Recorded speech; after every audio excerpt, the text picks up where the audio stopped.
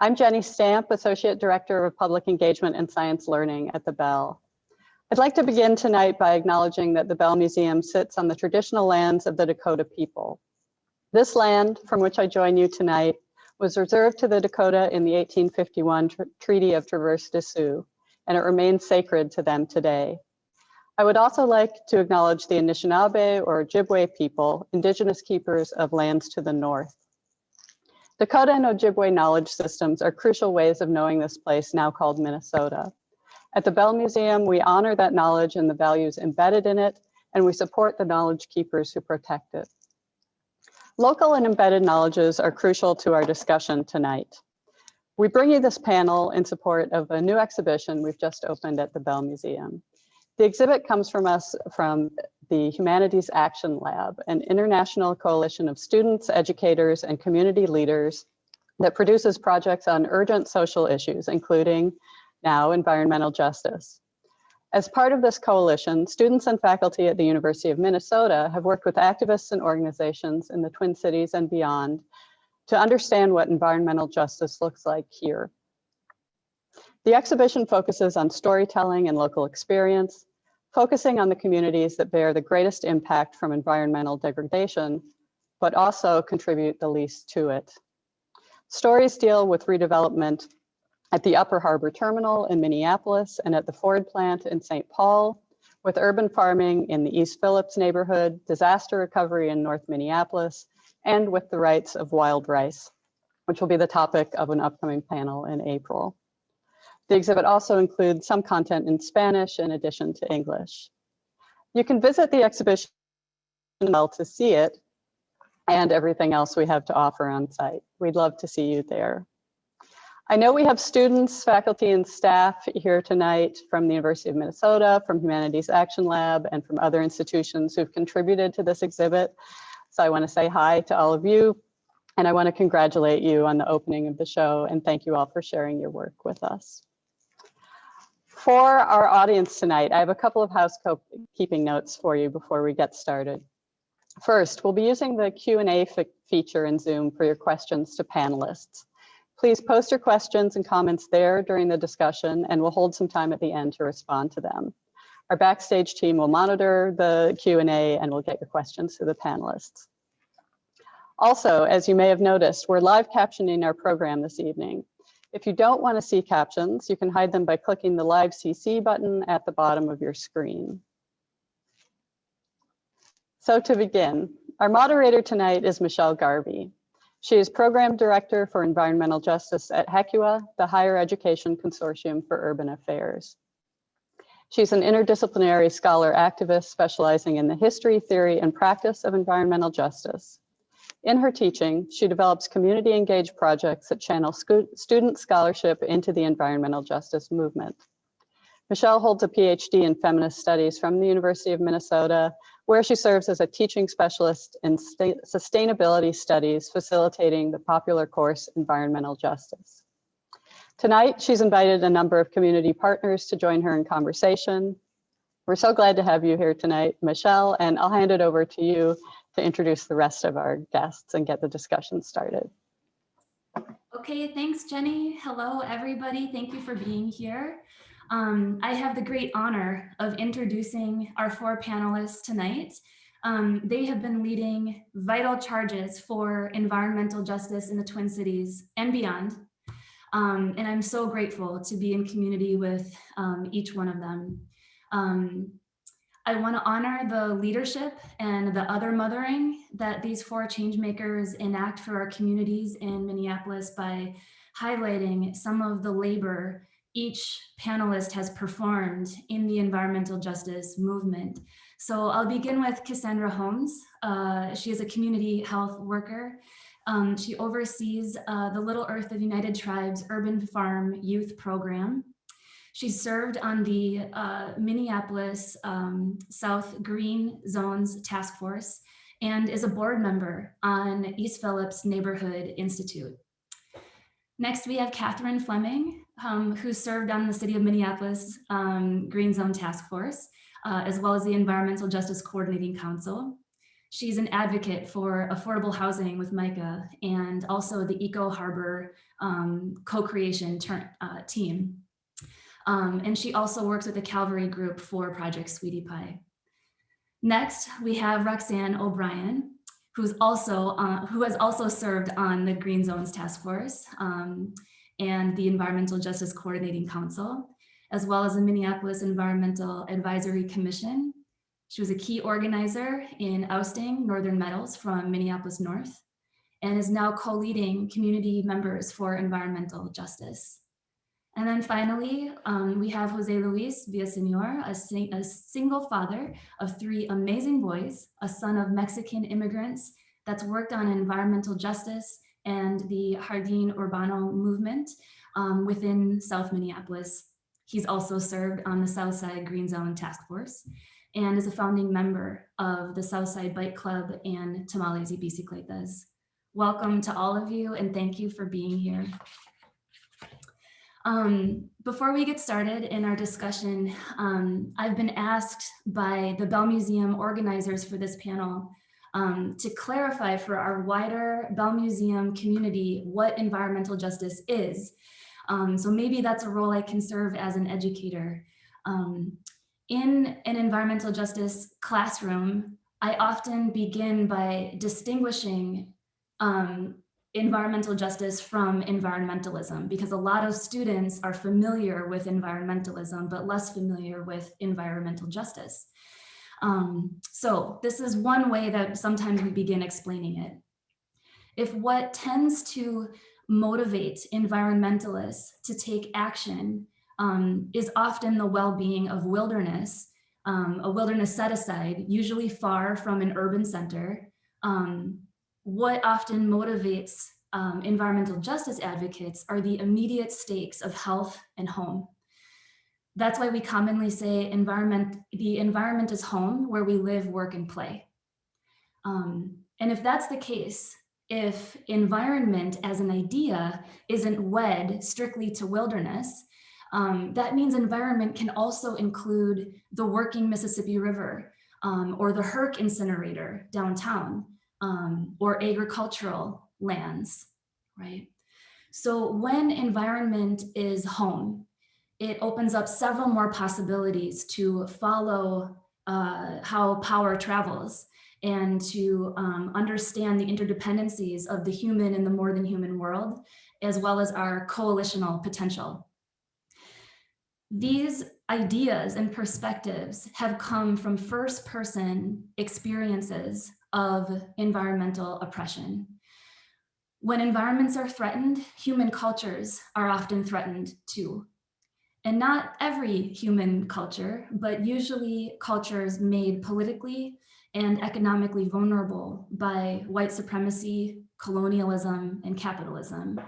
So the stakeholders in environmental justice movements also tend to differ from the stakeholders of environmental movements.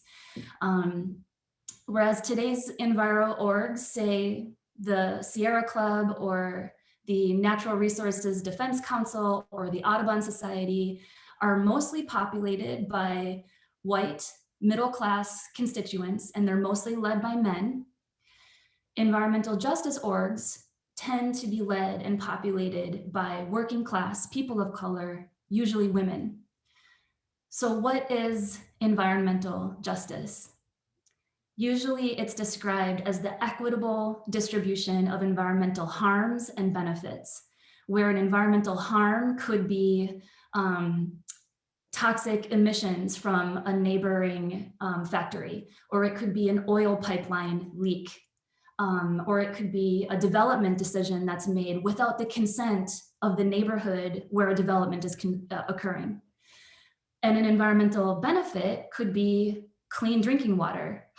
It could be access to bike paths and mass transit or green park space, right?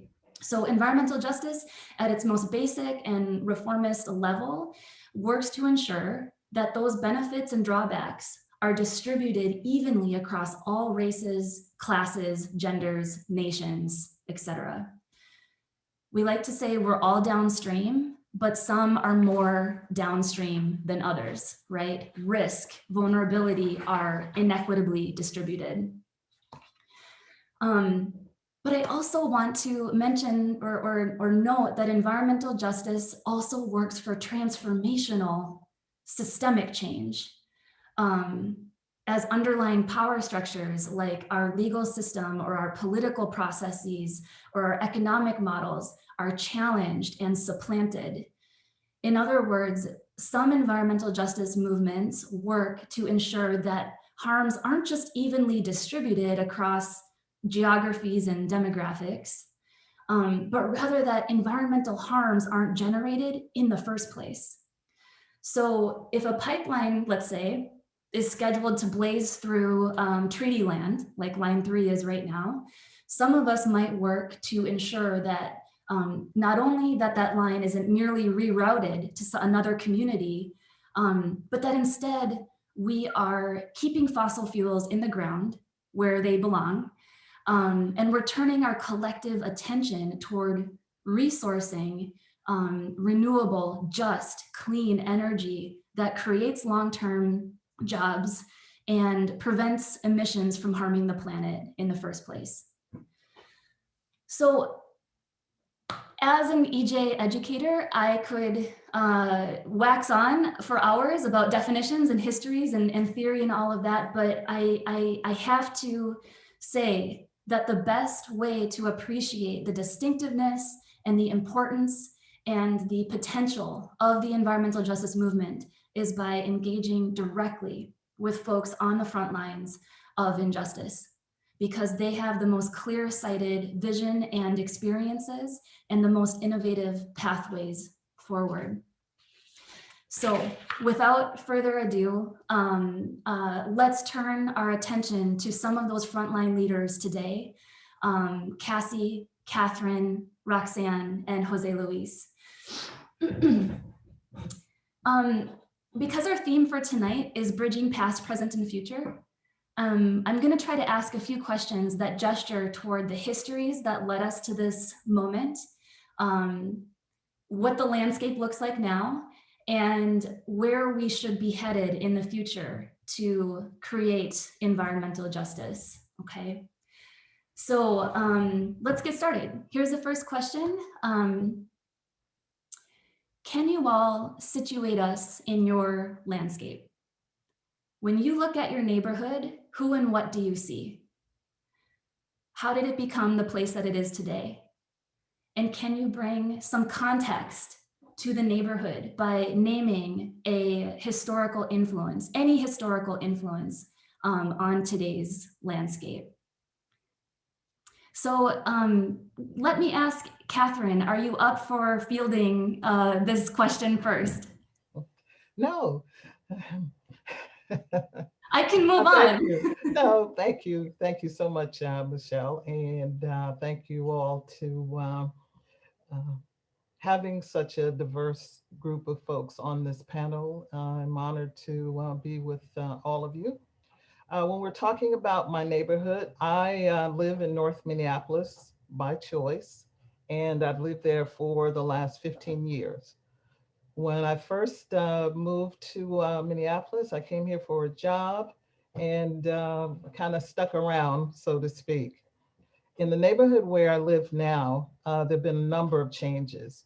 I live within a block and a half of the 4th precinct, within a block and a half of the new Thor building, within a block and a half of Penn Avenue. And I've seen a number of changes over the years. Most prominent would be the rerouting or changing of Plymouth Avenue to include a bike path, which was not necessarily welcomed within my neighborhood. I've seen the construction of the new Thor building, which was a bright spot for a number of different reasons, and also a reference to some pain within the Black community as well. I've seen development in other areas within North Minneapolis, within my neighborhood. And I've seen a level of gentrification over the years. Now, I'm not opposed to gentrification per se, but a lot of it has led to displacement of minority folks within my neighborhood, Black people. I've seen folks pressured out of their homes with increasing taxes and other issues as well. So there's been a number of changes, both good and bad. We've seen a new bus line come through North Minneapolis, an express bus, a C line.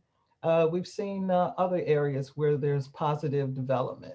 So it's been a mix. When we're talking about the environment, what I see and what bothers me is the number of vacant lots and the depressive mode that puts you in when you're looking around your neighborhood. My understanding is there's about 350 vacant lots within the total of North Minneapolis. And I think that's outrageous, not only from the standpoint of the impact to the residents and their children to see such blight, but also to our government for not addressing that situation more aggressively. Um, Studies have shown that North Minneapolis in the summer is 10 degrees hotter than other parts of Minneapolis. We're primarily a concrete jungle, for lack of a better word.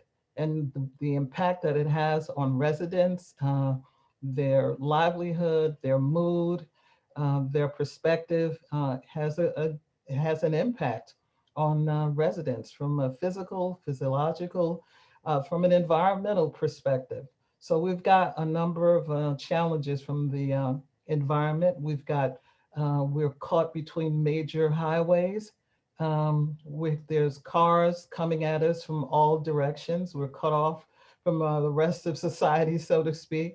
We've got issues with environmental challenges from companies within our neighborhood, from Duffy Paper all the way up to Northern Metals, which Roxxanne would definitely can talk about.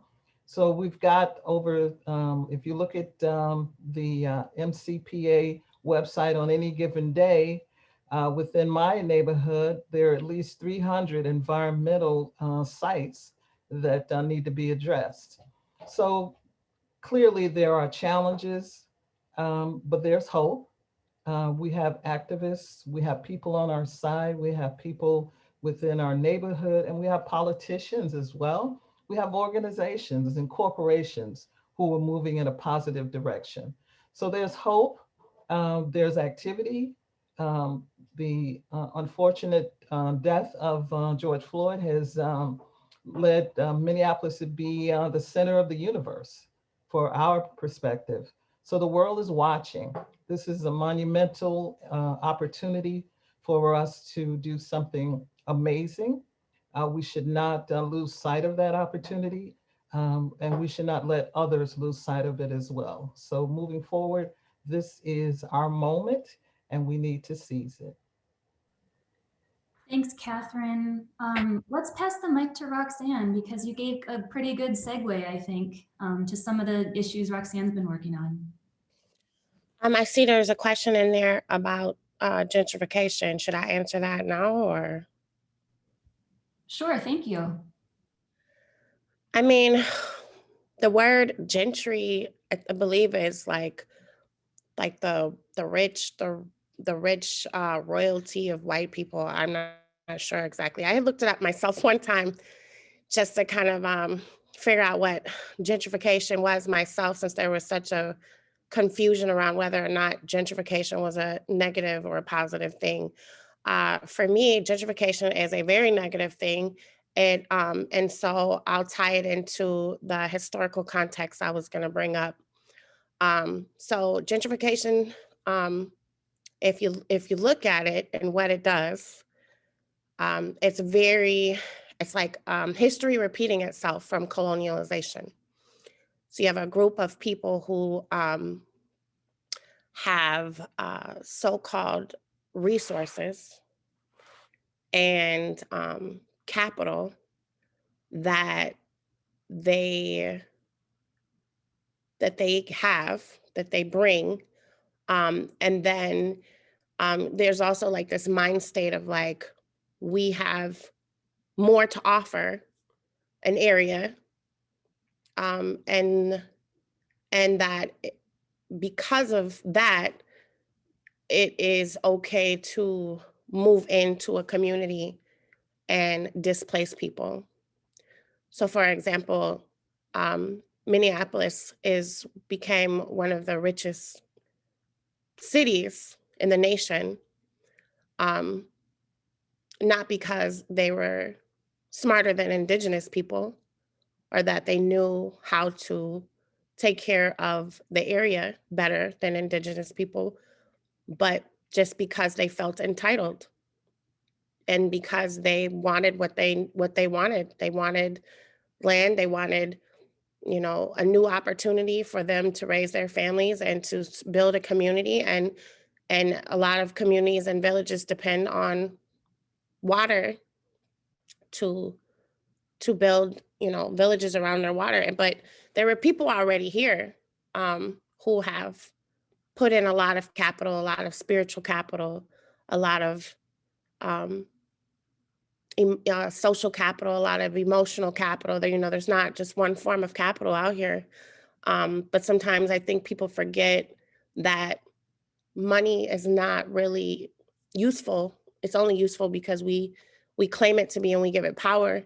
But that's one of the examples of an environmental justice, is how we cut down trees to make something that's invaluable, but then we tell people that it's valuable, all the while looking for more opportunities to make financial capital and destroying the natural capital that really is our economy. So a very important historical context of Minneapolis is nobody earned anything out here. The land was stolen. The river was stolen and exploited, used to make flour, used to work the mills. And then people who had dedicated their whole lives to protecting and living in this community were pushed away, were banned, and were terrorized. So, I mean, some people call it, you know, the American dream, and others will call it the American nightmare. So that's one thing I wanted to bring up about North Minneapolis, because we do still have Native people in our community, but a lot of them were pushed over south. And so I know that the work that I do as an environmental justice advocate comes from the long work that Native American people have been holding down for centuries to protect the earth.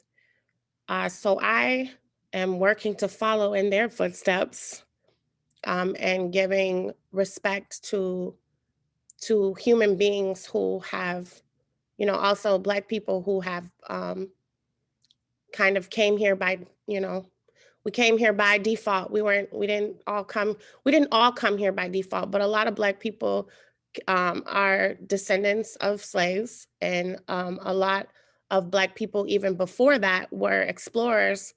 But I would say that our community has a lot of Black folks who were oppressed regardless over time when they got here. And also it's home to a lot of Jewish people who were also oppressed. We were pushed in this, or I like to call it, we were contained, we were controlled in an area, and North Minneapolis was that area. I would say another historical context would be the Plymouth uprisings, which, you know, there were, and also just like the history of gangsters in North Minneapolis. North Minneapolis has always been economically exploited and oppressed long before Black people got here. And there's been gangs and all sorts of illegal activities, a lot of corruption with police, and corruption with politicians that created our area. And not to be longer than that, but I I would say that the uprisings came from people being so angry and tired and tired of waiting for an opportunity to be seen as human beings with basic psychological needs, that we had people who burnt it down. We had people who burnt Plymouth down, which is interesting because we also had another semi-uprising not too long ago for George Floyd. And you know, Plymouth has been the area where people occupied that area for, I want to say, like 3 weeks for Jamar Clark, who also was murdered by the police. And what's even more interesting is where the police station sits is where community members had tried to create a community center where people were working on multiple things, mostly to have a place for young people and to, you know, alleviate some of the tensions that were happening in our community and just like a safe space. And the police 4th precinct was dropped right there on that spot. So that spot where the 4th precinct is was the way. And I'll leave it at that. Thanks, Roxanne. Obviously, we could be talking about the layered histories of colonialism, exploitation, defunding for hours, if not years, right? Cassandra, can you jump in here and add your perspective too?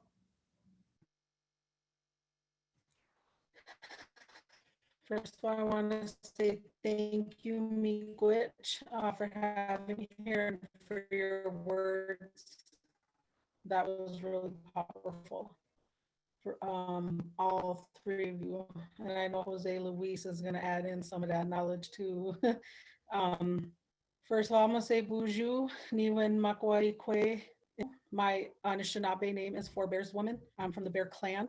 And my English name is Cassandra Holmes. To try to give like an idea of where I live is, it's a unique, one of a kind, Native Indigenous community. It is the only Indian preference housing in an urban area in the country. We have 212 units here and we have 38 different tribes represented in just Little Earth alone. And we make up about 1/3 of the East Phillips community.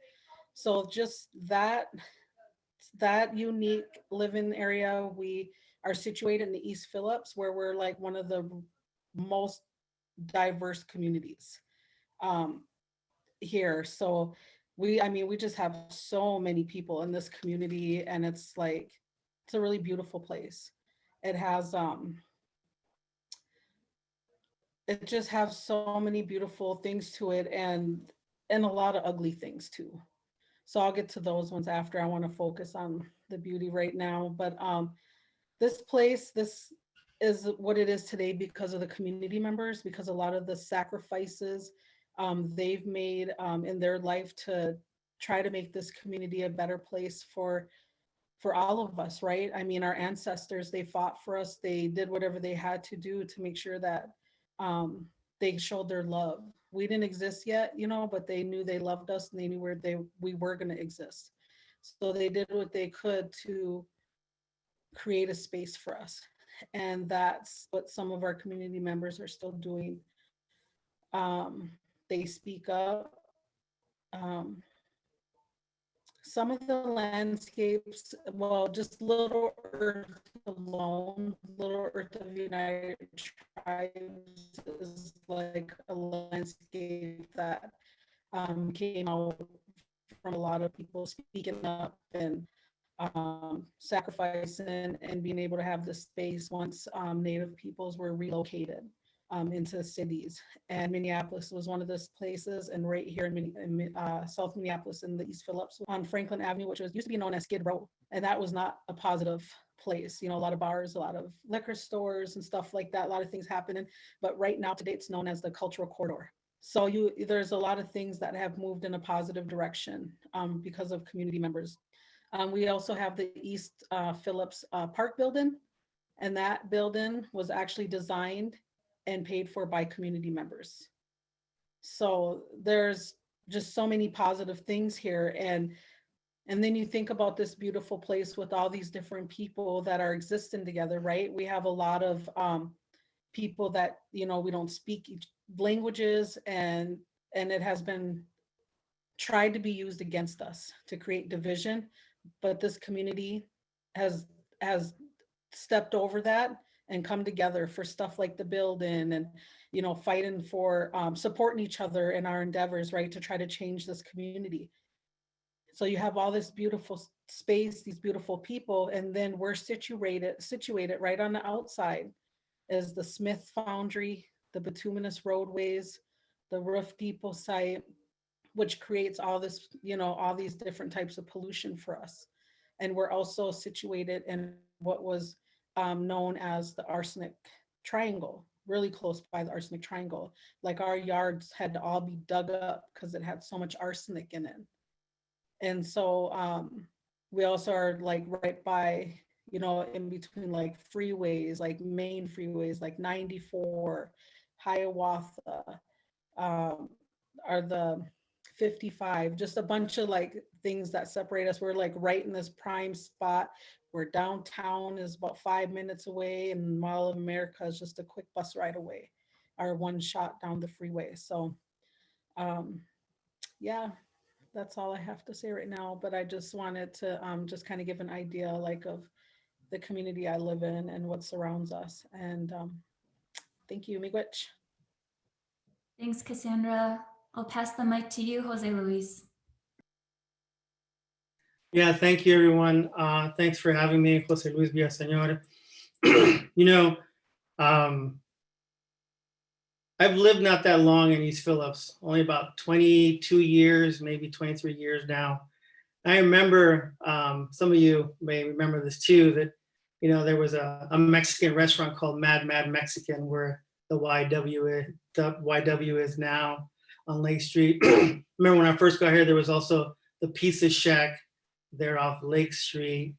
I remember that the bar there on 25th and Bloomington. And I remember a lot of boarded up buildings. I remember a lot of businesses struggling at the time when I got here in the early 90s. And then I saw,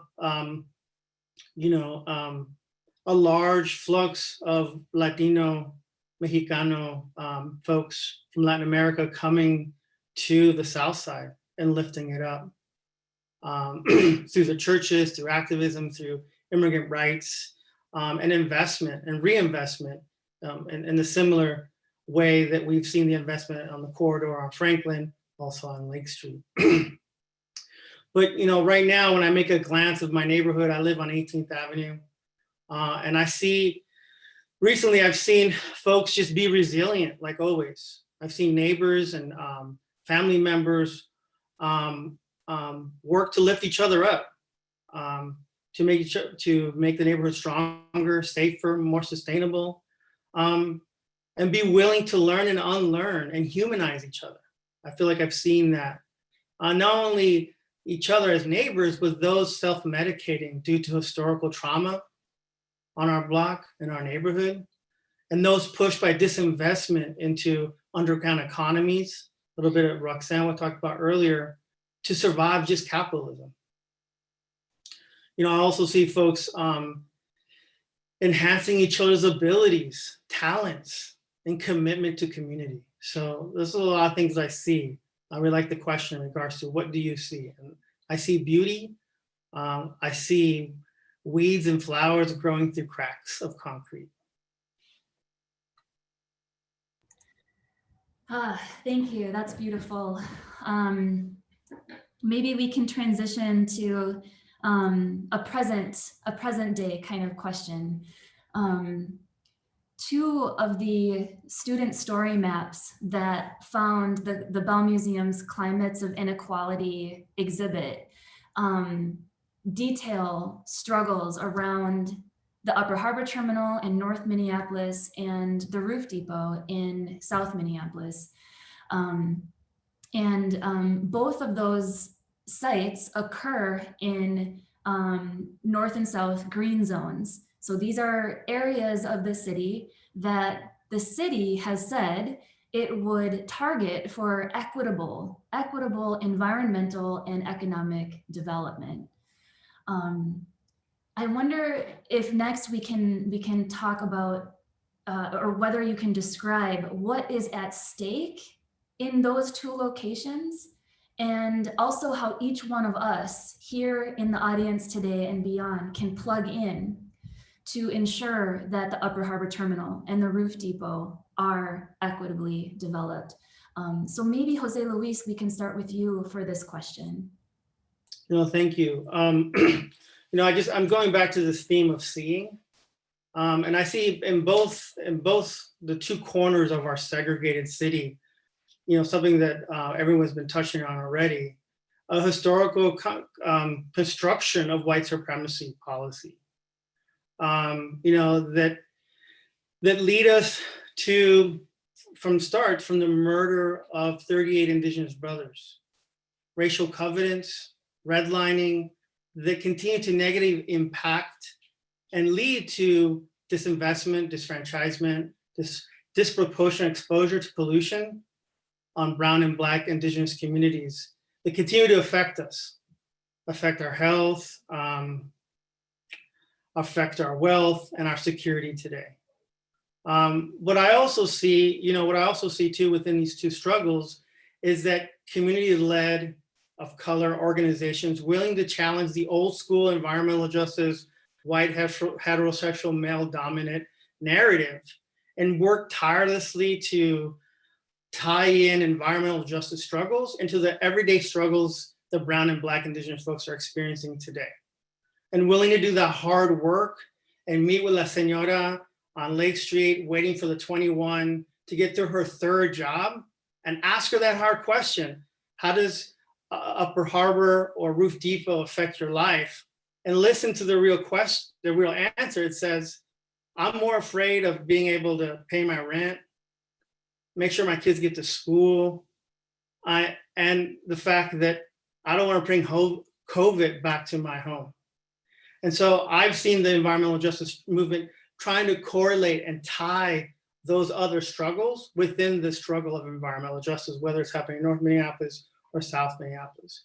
But I guess the challenge and pushback today that we need to have in this conversation is also to push foundations, nonprofits, institutions, universities, colleges, and also places like the Bell Museum to not just embrace this comfortable conversation or uncomfortable conversation about environmental justice, but work to challenge and support initiatives that allow undocumented folk from my community to have access to driver's licenses, to support and push to instate rent freezes and mortgage freezes for folks that are affected by COVID and unemployment. And so the narrative of environmental justice pushes us to do more and embrace more of the struggles that we're experiencing every day. And so from the movement to institutions, we need to grow those ties and center those that are directly affected by environmental inequities. And not only that, but it's also an opportunity for the city of Minneapolis to be a leading example across the country to center what is sacred, but also center those that are directly affected by environmental inequity and environmental racism and their vision of sustainability, sustainable and healthy communities for all. And it's not gonna be easy, you know?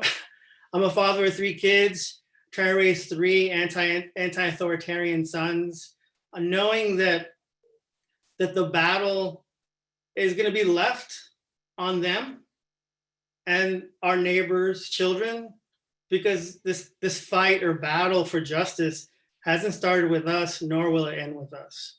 So I don't know, just wanted to share that. Thanks, Jose Luis. Cassie, could you step in? Yes.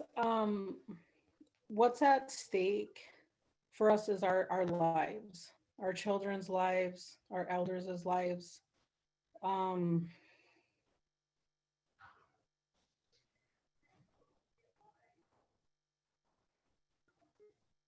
told myself I wasn't gonna cry. I always cry, don't I, Jose? I'm glad you cried first because I cry all the time. I do too, but you know, I lost a son to a heart condition. He was 14 when he was diagnosed. He wasn't born with a heart condition. He was 16 when he passed.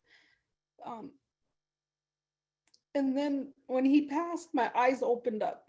I have a friend, a neighbor, who raised her daughter here next to my kids, who had her second child, who was 21 years old, wasn't born with a heart disease, and died from a heart disease. Another young lady who passed away that grew up here in Little Earth from a heart disease. She was diabetic. She was under 25. We have another young person who, well, he's 40, wasn't born with any heart condition, had open heart surgery at 40, was raised in the East Phillips area. And I start looking around at all these youth, all these young adults just dying.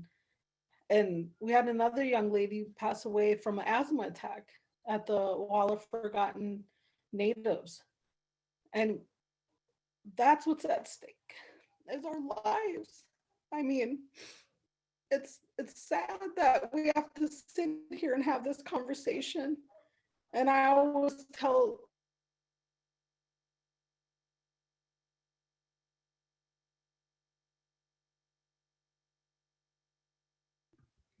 Hold on, Cassandra, it cut out, the sound cut out for just one moment. I'm so sorry, but we lost sound for just a moment. okay. Oh, I hear you now. We've got. Okay. I just was saying that we are always jeopardizing, are always, what's the word I want to say? Like, we're always the ones giving in to just get a little. And it's getting tiring because we're getting a little at the stake of lives, and the cities, their only stake is money and space. And so that's what's at stake. And we just want our children to live. We want opportunities. I was literally asked by a city council member about the Roof Depot site as if I want clean water or do I want clean air. That was a question that I was asked. And there was two, that was really sad because I should never have to answer that question. No one should. And second of all, that let me know that that city council member signed on to a project without fully understanding what she was signing on to.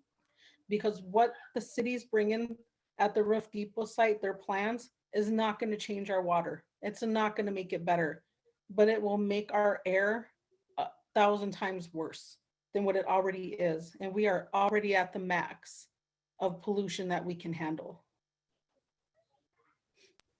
Cassandra, thank you for speaking from the heart tonight. And that sounds incredibly difficult to relive, especially in a forum like this. So I appreciate you being here. And I wonder if we might just spend a moment to back up and see if either you, Cassandra, or Jose Luis could speak a little more in depthly about what's happening at the Roof Depot and the alternative that the community is presenting. I'll leave that to Cassandra, but I just want to say, Cassandra, I feel you, sister. I'm with you. I feel your pain. You know, we've been there. We've buried youth in this community. You know, we've seen some of our youth parents on the block, on the product. You know what I mean? And we fed them, we've given them thanks. And so I feel you from the bottom of my heart that you're right. It's about our elders and children. And I also wanted to just say to the audience that, you know, don't get twisted in using code words like environmental justice or climate justice or climate change. Those are just code words. What you just heard from us and Cassandra, not to speak for her, but that when we say environmental justice, we talk about heart diseases. We talk about who we've lost. We talk about how often we have to take a neighbor or hear about a neighbor having to take someone to the emergency room because they can't breathe. And so I just want also to challenge us, even the movement and those, you know, privileged enough to read about environmental justice movements, to really, when you connect with communities in the forefront of environmental racism, we don't use words like that. We're using them tonight to just share and to communicate with you all. But remember that communities define injustice in the ways of what we're experiencing with our children and our communities. So I want to say that sort of just to give you love and being out here with us on the struggle. But I just wanted to jump in and just say that really quick, because I know that people get excited about these words, but that's not how we talk about it, right? In our communities.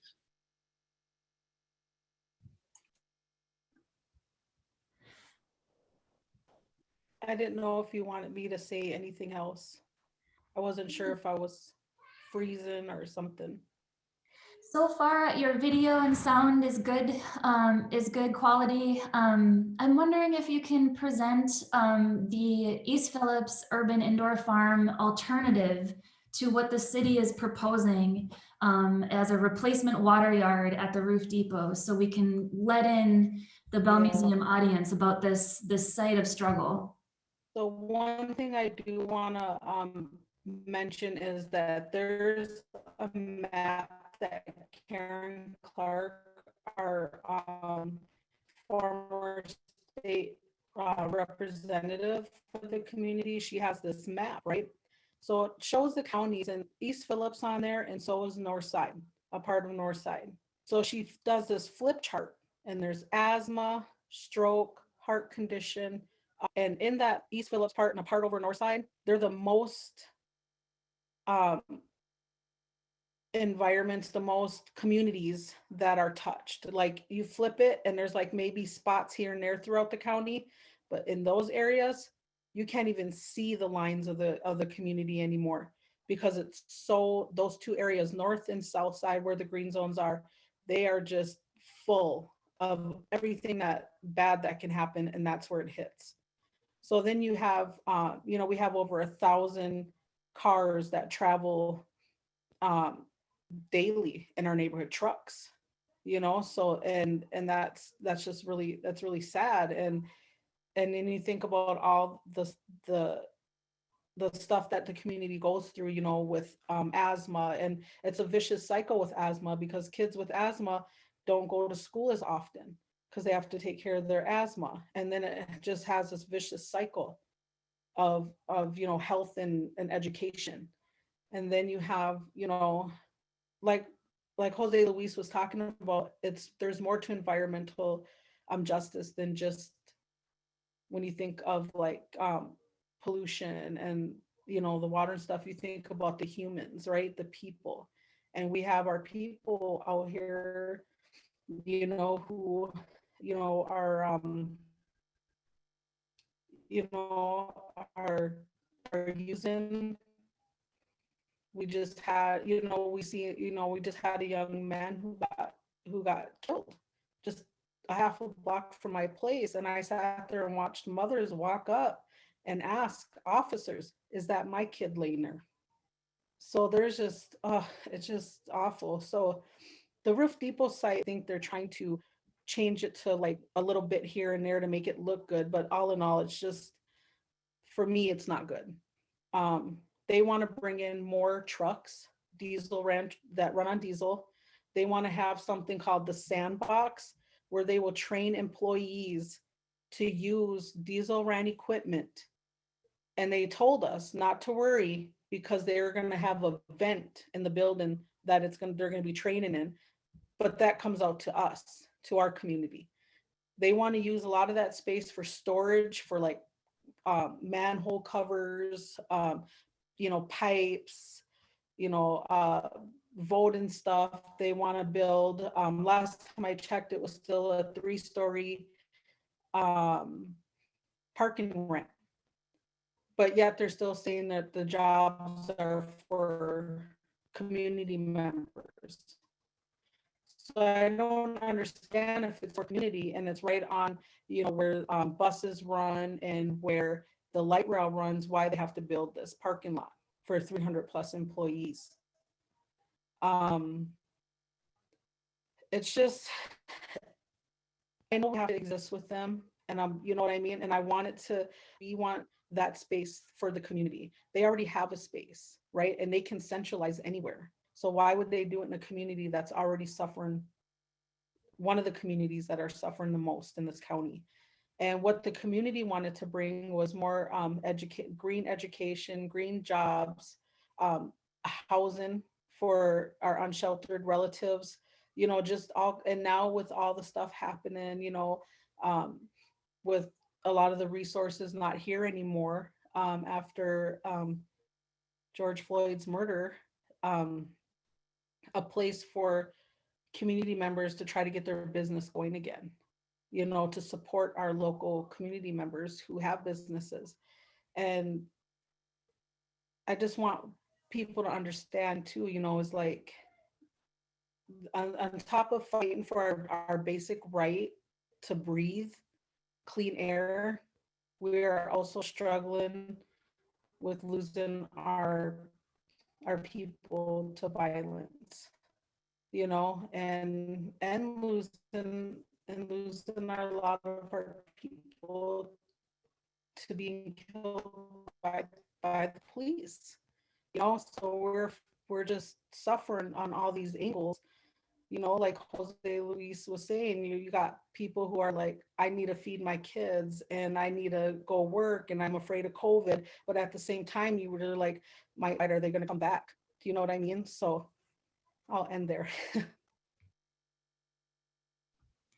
Thanks, Cassandra. I wonder if we can pick up on this conversation and look at what's happening on the north side in Minneapolis, Minneapolis green zones, maybe particularly through the lens of the Upper Harbor Terminal.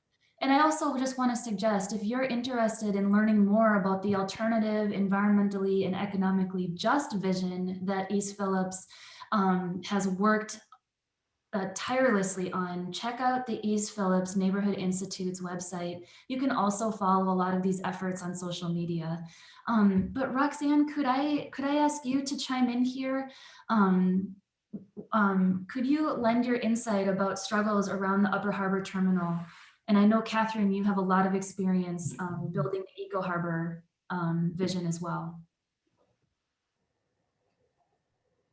Well, the Upper Harbor Terminal is somewhat complex. I will say, just to be honest with people, I have been heavily disappointed in white people who want to know only about Upper Harbor Terminal. We've had plenty of environmental injustices happening in our communities where people are actually dying, and nobody seemed to care about environmental justice until Upper Harbor Terminal was a concept. So I will say that first. I will say that money has always been influential when it comes to developments and things happening. Something interesting about the Upper Harbor Terminal, it was a project that was kind of being pushed through before our current public official, before Philippe Cunningham. We had a public official by the name of Barb Johnson, who has been the president, or who was the president for quite a long time, and was also seated in that city council position for over 20 years. And before her, I might just say her whole family had a lot of power and control over that seat. So North Minneapolis has kind of been controlled by the same family for the past 40, 50 years, from my understanding. So there's not much changes that can happen when a family dynasty kind of takes a hold on us like that. But it was a development that she kind of passed on, and Philip Cunningham inherited, so to speak. But it's a development being pushed by a family who is very rich and who pays and gives out a lot of money to a lot of different organizations, including some of the same ones that I work for.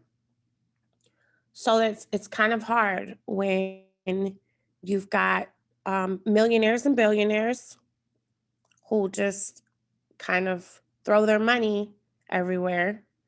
And then especially in a community that's oppressed and, everybody's trying to move up in the world or get the hell out, or they're trying to somehow succeed. And so it's very tempting to help bring in a development when you might be getting offered some sort of benefit.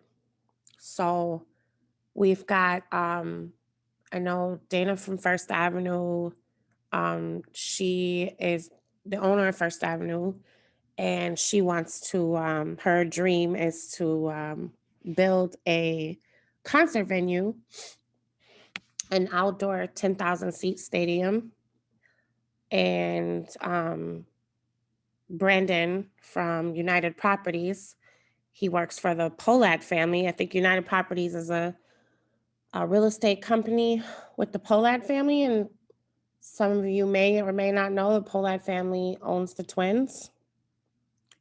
And they own quite a lot of things around here. So yeah, how do you fight that? How do you fight millionaires and billionaires, It's quite difficult. I definitely stepped up for the challenge. It has hurt some of the people that I care about in my community, organizations that I work with, because Dana was actually a client of ours. And, we haven't been communicating much now anymore because I've been challenging it. And I don't have any hard feelings towards the Pollads, nor do I have any hard feelings towards First Avenue. I do just want to say that if they were in my position as a community organizer, what would they do? I'm kind of just doing my job here. Like, these are my people. What happens in my neighborhood impacts me. And if I allow it just to happen, then I might as well say goodbye to myself because I live there. And I know that, we get asked a lot of questions in our community about what we want. And it seems as though we can only have nice things. Somebody else asked that, like, why can't we have nice things and, developments? And it's like, there's no political will to make sure that the people are protected. There's no political will to invest, or I would say reinvest, since we were divested from for multiple generations.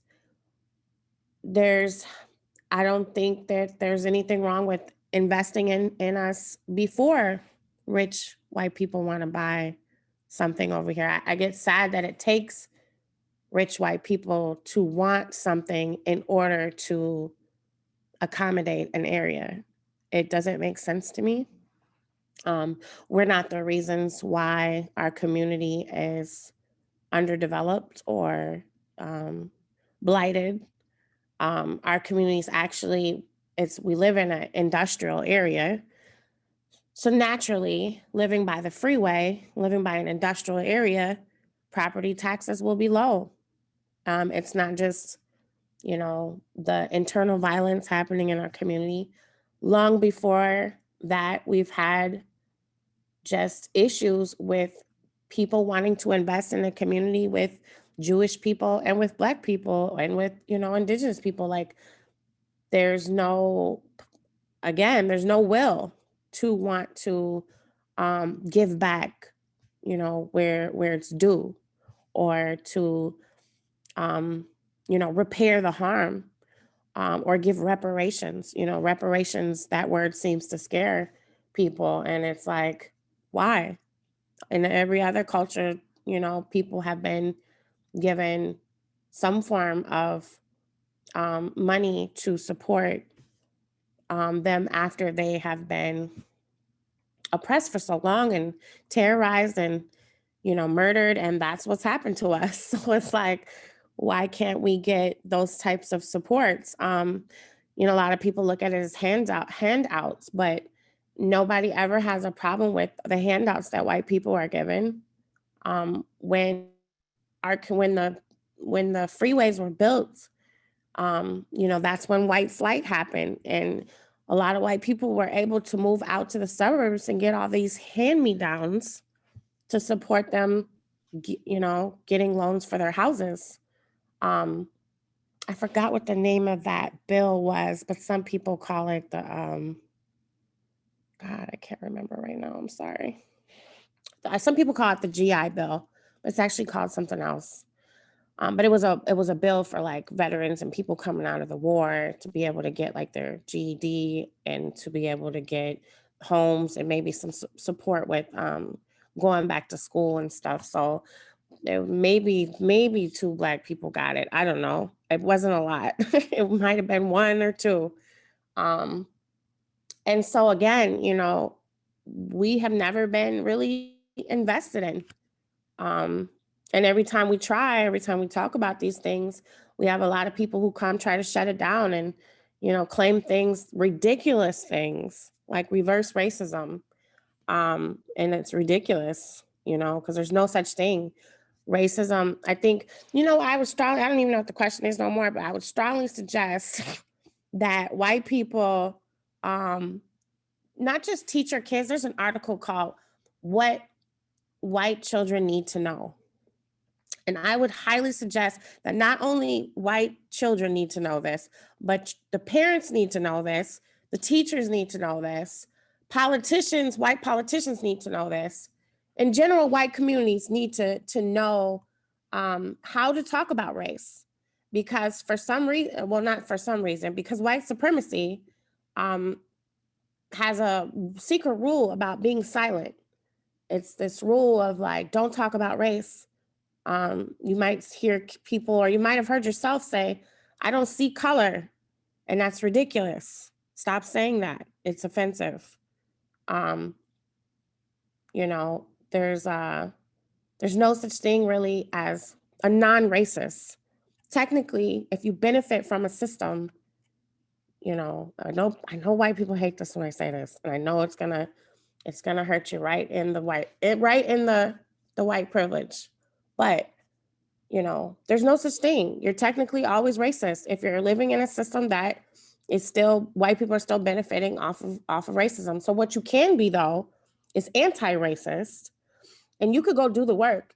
I highly suggest learning about racism and learning about racial socialization, you know, positive racial socialization. We need to do more of that, not just for like Black kids and other people, but like, because we need that positive reinforcement too, but like white people too. I've talked to white children and you ask them about their culture and they're like, well, I don't have a culture. And, you know, it's so sad because it's like, white people did have culture, and that's what white supremacy does, is it steals your humanity from you. And it's like, no, you had a culture, you have a history. I mean, I know it's going to be hard to hear this too, but there's a lot of white on white violence y'all need to look up. And that continues today. And so I think the question was about Upper Harbor Terminal. But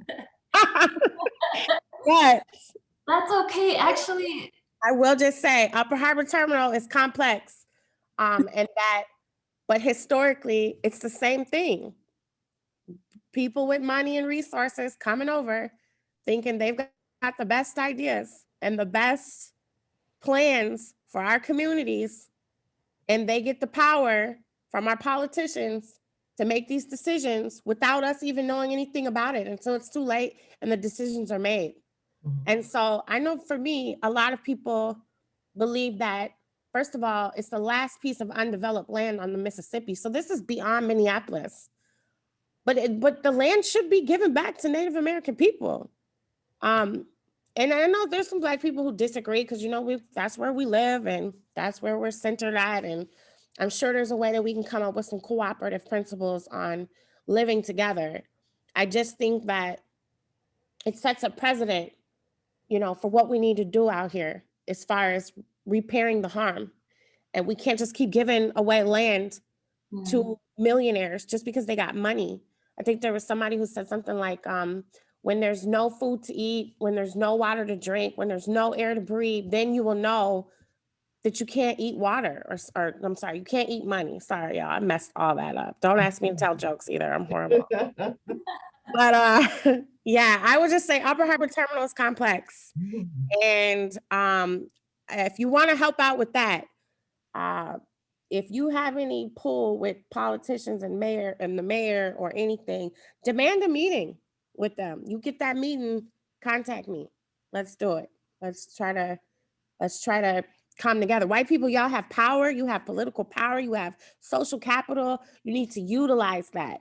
You need to use your privilege. You need to use your power. If you want to do something, you can't just come in here uneducated and like spewing your white fragility and white tears all over everybody. Like, we need you to buck up, get it together, use your power, and support Black people, support Indigenous people, support oppressed people, and know that this is divide and conquer out here. There's a reason why we don't socialize with each other. There's a reason why we're not supposed to talk about race. It's to keep us divided and to keep us from talking about history and how we got here in the first place. Okay, I'm done, y'all. Roxxanne, there was so many important statements that you made. One thing I hear loud and clear is that that the Upper Harbor Terminal and the Roof Depot, they're not the first sites of struggle for environmental justice, for racial justice, for economic justice. They won't be the last. And yet there's also, in some cases, once in a lifetime opportunities here. You mentioned how much land that the Upper Harbor Terminal embodies, opportunity for land back, for investment in a community that's been disinvested in, for co-ownership, for reparations. Catherine, what's your take on Upper Harbor Terminal? Because you've been in that fight from the beginning. Oh, well, first I want to thank Roxxanne for not buckling under friendship or any other type of political pressure. She has steadfast been a champion for the community. So I just wanted to call that out. You're right, I've been working on the Upper Harbor Terminal for a number of years, and it is 48 acres on the Mississippi. Please let that sink in. It is 48 acres on the Mississippi River. From my understanding, there's no other place in the United States that had that much land on a river that has one owner. And that owner right now is the city of Minneapolis.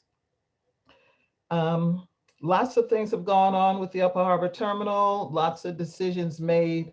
It was our group with our Jamming for Justice and protesting and things of that nature that led to the forming of the CPC, which is the community group that is advising the city on what should happen at the Upper Harbor Terminal.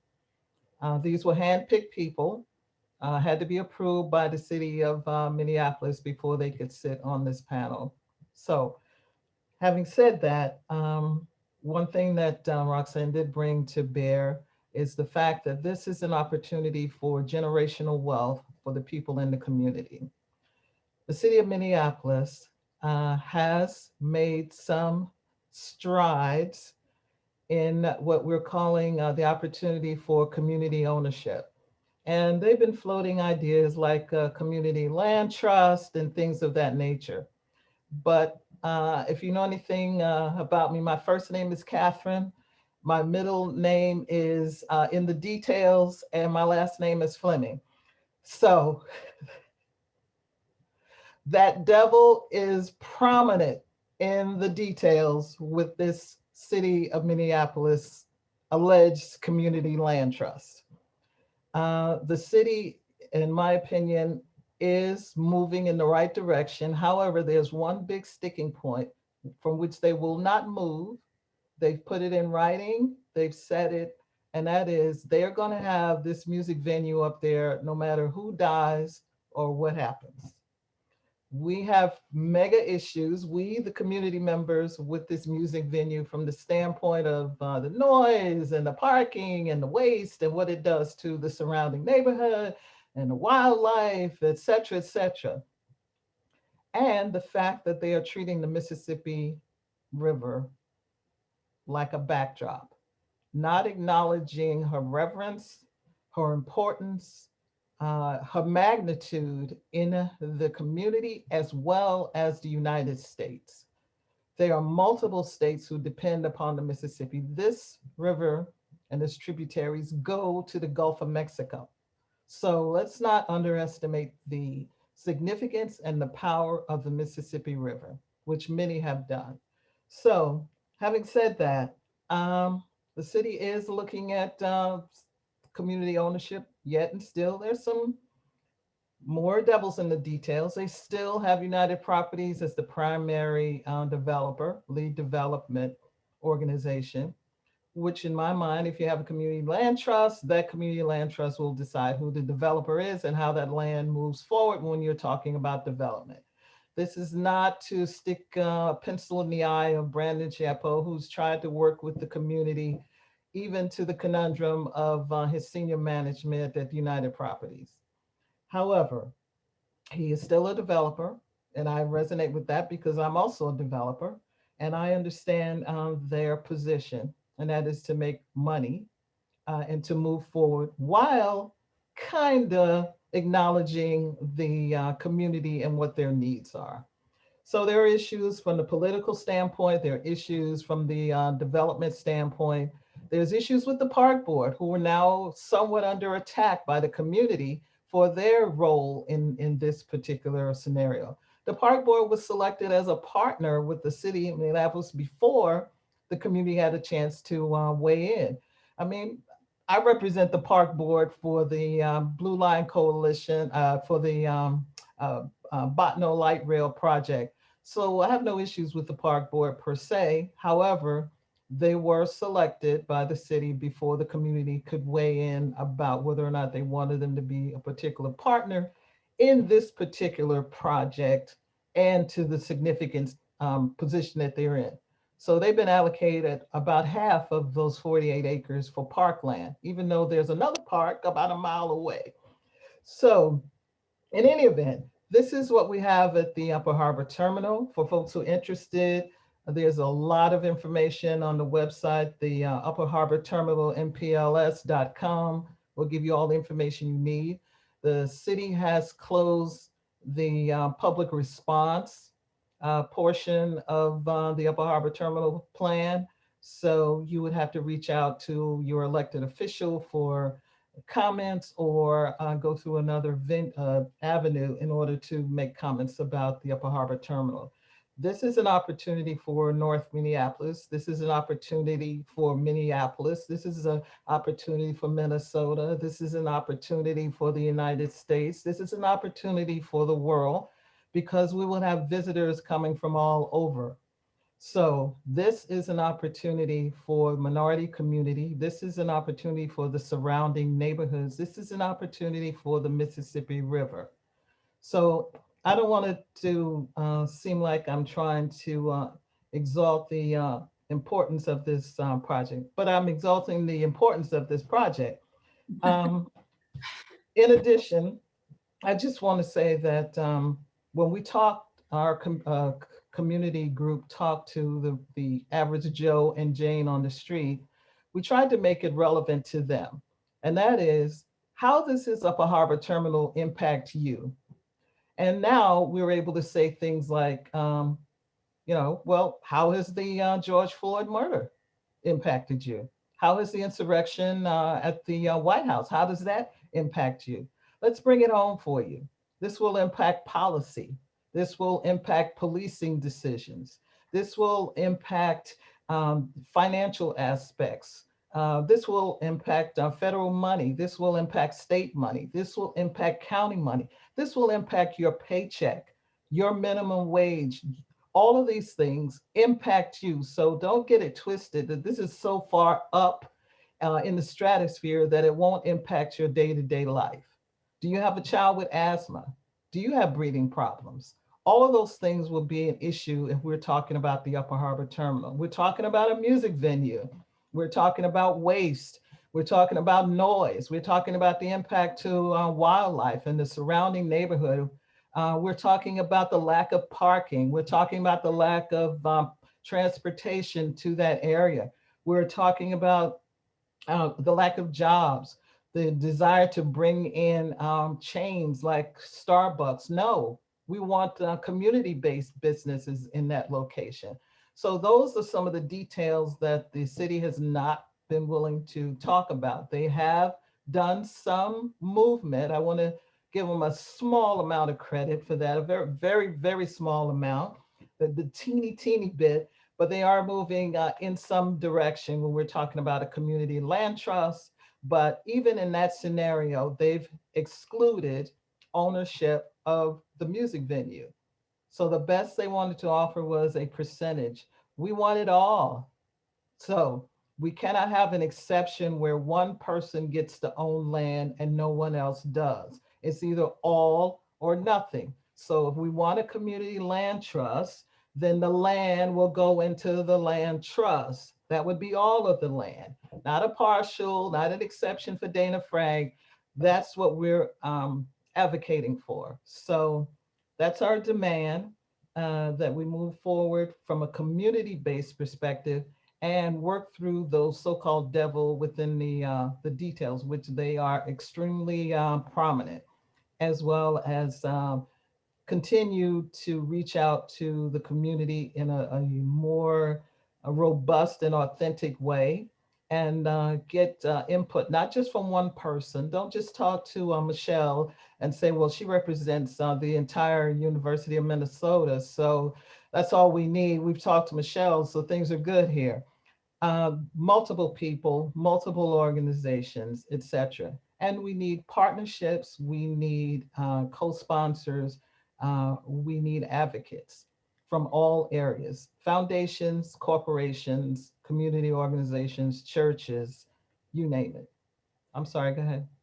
Catherine, we're getting so many folks asking on resources, and you've just listed off a slew of them. I wonder if Roxxanne and Cassandra, Catherine, Jose Luis, if you can or feel okay with it, maybe post in the chat for the attendees tonight, links to your organizations, links to city feeds they should be following. If there was an especially impactful interview, or article that came out, your social media handles, if you're willing to share, so that folks can stay tuned and stay updated and follow your work. We only have about 9 minutes left. Oh, I'm sorry. No, please. I mean, this was such a rich discussion by all of you. There's just no way I would cut it off. And so I do wonder if, as a way to kind of wrap up the conversation, we could move forward with a third question. But audience, that means we're not going to get to all of your, or maybe any of your Q&As. I'm really sorry, but this was just a discussion that I felt strongly we had to hear. So I want to ask, and you'll only have, 30 seconds to answer this each. Okay, so we'll have to make it quick, but inspired by the fact that this event tonight is put on by a museum, the Bell Museum, right? And these are cultural sites full of artifacts, cultural artifacts and natural artifacts. I invite you to share an object with us that embodies or represents your vision of an environmentally just future. And if you don't have one, you can make it up or you can pass, whatever. But Roxxanne, could I start with you? Do you have an object tonight, in the Museum of Environmental Justice, something that embodies an environmentally just future? You mean like something physical right now? Yeah, something physical. Or if not, you can just make it up too. It can be fantastical.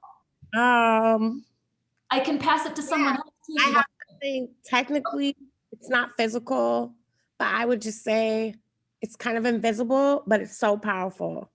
And I would say it's our voice. So in order to fight the powers that be and in order to work together, you've got to stop being silent. you know how many panels I've done where I wonder what people did when they went home after they've listened to all this information. Like, if you're overwhelmed, that's fine. I get it. But like, reach out, contact somebody again and say, look, I'm overwhelmed. I really don't know what to do. Can you direct me to a place? But use your voices. Stop sitting back and being silent. If you want to get in touch with me, I'm an organizer who works with young people at Juxtaposition Arts. They are also my fiscal agent for community members for environmental justice. But if you send money to the link, it might just go to our capital campaign where we're already trying to raise $14 million for a new building. So, and I feel free to do that, to donate to Juxtaposition Arts. But if you want to donate to the work that we're doing with environmental justice, you have to be specific and like send a check and just say, this is for community members for environmental justice, or to Roxxanne O'Brien, or, you know, and we need $14 million to get this building going. So I've been pissing off a lot of people with money out here. So it's going to be hard for us. Thank you, Roxxanne. Yes, please redistribute resources, redistribute your power. And like Roxxanne says, use your voice. What a great artifact for this museum tonight. Jose Luis, do you have an object or an artifact to share with us? Yeah, you know, something that, you know, it rings a lot with Roxxanne, what you just said now, and I know there's a lot of chats in there. How can we support? What can we do? Who should we? You know, the first thing I always like to say is encourage yourself to have hard conversations within your communities on how to be an anti-racist. Come spend money on Lake Street. Come spend money on Franklin, and come spend money on the North Side. Find Black, Indigenous, Brown-owned businesses online, locally, and spend money there. Not to be a capitalist, but we all still need to eat and use that paper to pay rent. So do that. If anything, have hard conversations. But something I would just like to share is just a photo of 4 generations of my family. My mom is the center. That's my grandmother and my great-grandmother. This is my great-grandmother. And you know, and this is a photo we sit under, me and my sons, while having dinner. And we have conversations about how none of this was given to us, and that we struggled and organized, and we have our abuelitos and abuelitas and ancestors around us. And like Roxxanne also said, moving into a future is unknown, but we also have the voice of environmental justice around us as well. So thank you so much for having me tonight. Cassandra, how about you? So my Auntie Jolene Jones let me use some tobacco. The tobacco seed that was given to Little Earth Farm is 1,000-year-old Mohawk tobacco. So that's what's in here, that the Little Earth Farm showed the kids how to you know, plant it, take care of it, nourish it, and then how to harvest it.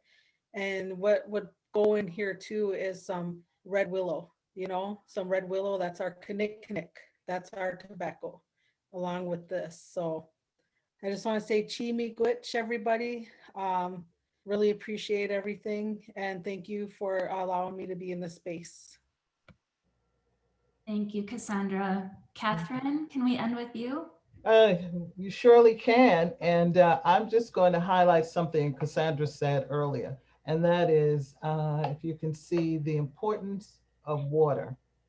Mine is a little bit political in that we just found out that Bill Gates is buying up multiple land around lakes and rivers, that he's spending multiple millions, billions, or whatever dollars. I don't want to sound like a conspiracy theorist, but that's interesting that he wants to buy around water. I don't want to harken back to an old Arnold Schwarzenegger movie about life on Mars where the government was selling air. So let's identify, let's acknowledge the importance of natural resources. I want to put my money in my mama name. Money is not the thing. Natural resources, water, air, all of the natural things. Keep in mind that Minnesota really has no natural resources other than the Mississippi River. But in any event, the importance of water and protecting it and making sure we have access to fresh, clean water. That is one of our primary assets, clean air. Uh, I'm suspicious of Bill Gates, but we'll see how that all falls out. But I'm keeping an eye on him. Thanks. Now all of us will too.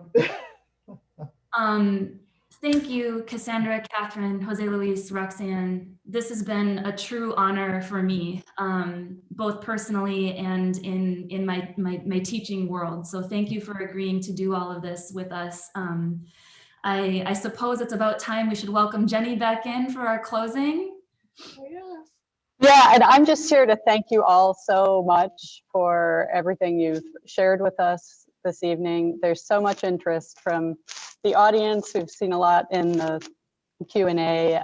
Folks are really wanting to know how they can learn more and support you all and get involved here. And so we will be posting a copy of this video.